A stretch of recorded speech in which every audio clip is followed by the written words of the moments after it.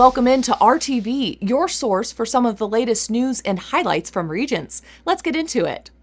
Fighting financial fraud continues to be of importance, and there's plenty of information available on Doing More today to help you protect your money. Everything from the 3 scams to look for in 2023 to person-to-person payments protection to an old scam masking itself in a new way has been covered recently. Be sure to check out these articles and more to continue building awareness. Parts of Mississippi, Alabama, Georgia, and Tennessee were recently impacted by severe storms and destructive tornadoes. Regions Bank and the Regions Foundation announced steps to support people, businesses, and nonprofits that were affected. The storm response includes grants to support disaster relief agencies and disaster recovery financial services.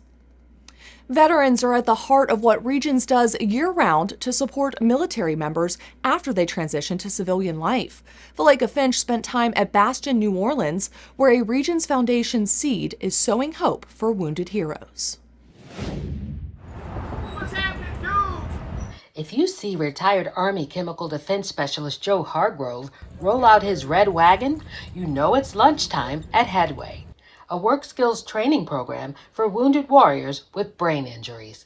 Most of us, we go through things with the suffering of PTSD and some other ailments that we have, but all of us, we feel like we're the same person. It's basically a community. It's called the Bastion Community of Resilience, a nonprofit affordable housing community of 58 homes for veterans and their families, complete with front porches and outdoor areas to make it easy for residents like Hargrove to check in on neighbors, plus the recovery and support services of Headway.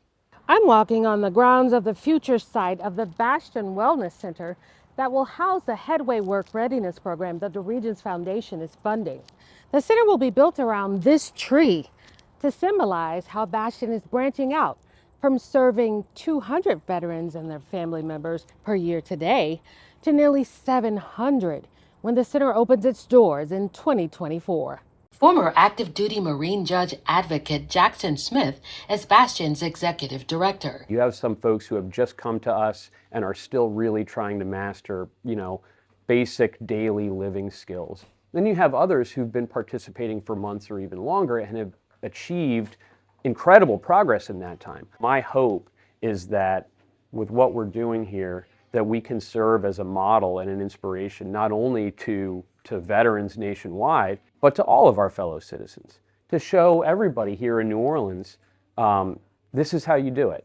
You do it with a little help from friends. All of us need help in some kind of way. You want to be able to take care of yourself. With a program like that, I think it would help us tremendously. A transformational resource connecting students with no-cost services has been unveiled.